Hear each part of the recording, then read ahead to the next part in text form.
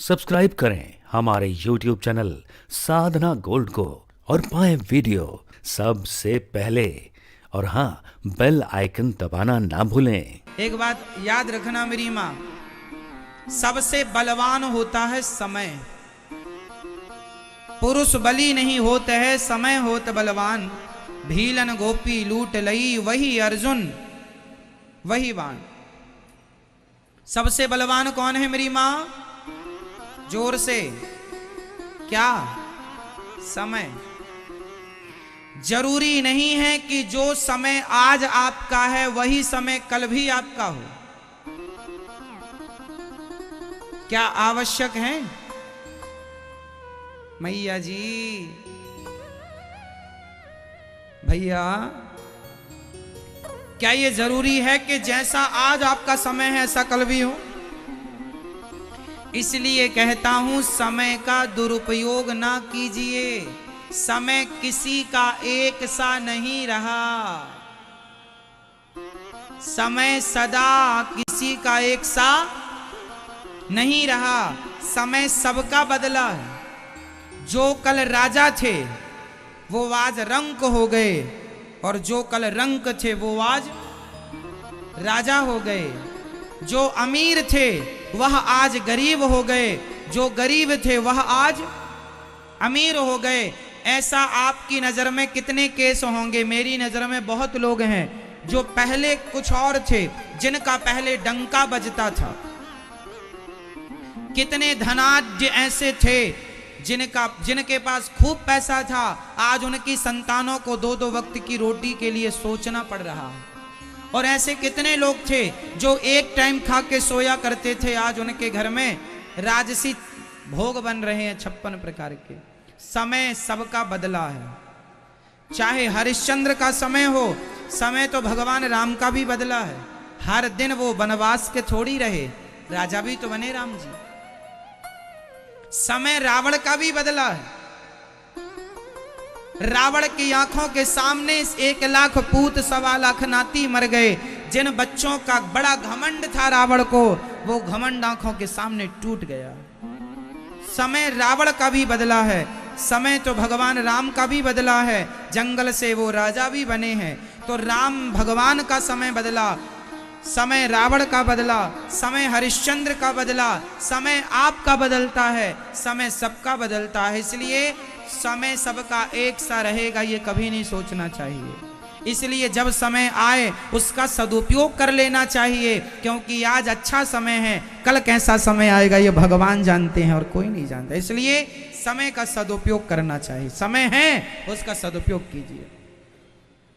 समय किसी के बाप की बफौती नहीं है कि मेरे बाप का समय था तो मेरा भी समय रहेगा। क्या ये जरूरी है?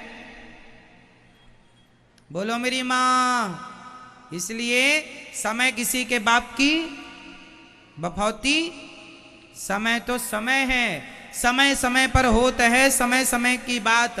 राम जन्म का दिन बड़ा और कृष्ण जन्म की रात, समय समय पर होता है, समय समय की बात। समय है। एक समय वो था जब आप 8 रोटियां खा लेते थे। एक समय वो था जब आप 5 किलोमीटर तक कंटिन्यू दौड़ते थे फिर भी थकते नहीं थे। एक समय वो था जो आप दिन भर काम करते थे, थकते नहीं थे। आज एक समय ये है 4 सीढ़ियां चढ़ लो तो आपको सांस भरने लग जाती है। वो भी आपका समय था और ये भी। बोलो हाँ। समय है। समय ने आपको जवान बनाया, समय ने आपको बूढ़ा बनाया, समय ने आपको बीमार बनाया, समय ने आपको स्वस्थ बनाया। क्यों? ये समय तो है। एक समय था कि आप लोगों के बाल काले थे। एक समय यह है कि आपकी मूछें भी सफेद हो गई हैं। किसने किया? आपकी मूछें सफेद किसने कर दी? दादाजी, आपकी मूछें सफेद किसने की? पड़ोसी ने? हाँ, किसने की? समय ने। समय ने मूछें सफेद कर दी, समय ने दांत गिरा दिए, समय ने घुटनों में दर्द प्रकट कर दिया, समय ने आज ये स्थिति कर दी कि आज आदमी बिस्तर से अपने से उठ नहीं पाता। जो आदमी दौड़ दौड़ के सारा काम करता था, आज उसे बिस्तर से उठने के लिए 1 लोगों की, 2 लोगों की, 4 लोगों की जरूरत है। क्या संसार में ऐसे लोग नहीं हैं? समय ऐसा आता है लोगों का, अपने हाथ से खा नहीं पाते, उनको खिलाना पड़ता है। ये समय ही तो है। बोलो हाँ या ना? समय कब कैसा हो जाए, किसका हो जाए, कोई नहीं जानता। इसलिए जो समय ईश्वर ने दिया है, उस समय को भगवान के चिंतन में खर्च करना चाहिए, भगवान में लगाना चाहिए। समय व्यर्थ नहीं गवाना चाहिए। एक राजा था, ये दुनिया की एक सांसारिक बात मैं आपको सुना रहा हूं, शायद कुछ समझ में आवे, समझिएगा। एक राजा थे, उनकी बड़ी सुंदर रानी थी। रानी राजा बहुत अच्छे से रहते, राजा बड़ा प्यार करते थे रानी, क्योंकि रानी बहुत सुंदर थी। सुंदर थी रानी, इसलिए राजा बड़ा पास में था, बड़ा प्यार। बहुत समय बीतने के बाद अचानक रानी को पता नहीं क्या हो गया, रानी को एक रोग हो गया। वो सफेद दाग हो जाते हैं ना, सफेद दागों वाला रोग रानी को हो गया। रानी के शरीर में सफेद सफेद दाग होने लगे। जब दाग होने लगे तो उनकी सुंदरता ढलने लगी, जरा कम होने लगी। तो राजा का अटैचमेंट उस रानी से कम होने लगा। अब राजा अपनी दूसरी रानियों के संग ज्यादा रहने लग गए, उससे जिससे सबसे ज्यादा प्यार करते थे। अब राजा उससे दूर होने लग गए और वो रानी उदास होने लगी कि मेरे शरीर में इतना ये निशान, अच्छा केवल निशान नहीं आए, शरीर में फोड़े होने लगे और वो पक करके मावाद गिरने लगी, शरीर से दुर्गंध सी आने लगी। अब तो उसके पास कोई नहीं जाता, राजा तो देखता भी नहीं है। अब रानी को बड़ी गिलानी हुई कि राजा मेरी तरफ देखते भी नहीं और मेरा शरीर व्यर्थ हो गया। अब एक काम करती हूं, मैं आत्महत्या कर लेती हूं। तो रानी आत्महत्या करने चली, अपना राजमहल छोड़कर, अपना राजद्वार। अब तो उसकी तरफ कोई देखता नहीं था, कहाँ जा रही है, कोई फर्क नहीं पड़ता किसी को, क्योंकि वो पहले सुंदर थी, अब तो सुंदर नहीं है। चल पड़ी, महलों से निकल पड़ी और जंगल में जाकर के वो आत्महत्या, एक बड़ा सा कुंड था, उसमें कूद कर मरना ही चाहती थी कि वहां पर एक संत जी बैठे थे। संत जी ने कहा, देवी कौन हो? पूरा पता बताया। महाराज मैं फलानी की रानी हूं, मैं आज ये स्थिति है कि मैं, ये देखिए शरीर में क्या हो गया है। राजा अब मुझे देखते भी नहीं, जब तक शरीर में सुंदरता थी। एक बात बताएं, ये लोग आपको तब तक पसंद करते हैं जब तक आप में कुछ है। आप में कुछ नहीं है तो आपको कौन देखेगा? आपके पास पैसा हो तो लोग आपको देखेंगे, आप में शरीर में ताकत हो तो लोग आपको देखेंगे, आप में सुंदरता हो तो लोग आपको देखेंगे। कुछ भी नहीं है तो कौन देखने वाला है? क्योंकि ये दुनिया आपको देखती इसलिए है क्योंकि उसे अपना स्वार्थ सिद्ध करना है। इस धरती पर सब लोग स्वार्थी ही तो हैं। स्वार्थ लाग करें सब प्रीति, सुर नर मुनिजन की यह रीति। रानी बोली मर जाऊंगी, संत बोले मत मर, मैं तुझे ठीक कर सकता हूं, पर एक वचन देना पड़ेगा। रानी बोली बिल्कुल मैं आपकी बात मानूंगी, आप मुझे स्वस्थ कर दीजिए, मैं आपको वचन देती हूं, जो आप कहेंगे मैं वो करूंगी। संत जी ने कहा मैं तुझे स्वस्थ कर दूंगा, पर वचन ये दे कि अब जो तेरा शरीर है, बचा हुआ तेरा समय है, पूरा समय अपने शरीर से केवल भगवान का चिंतन करेगी, केवल तू रघुनाथ जी का ध्यान करेगी, केवल राम का ध्यान करेगी, केवल भगवान के चिंतन में अपना शरीर लगाएगी।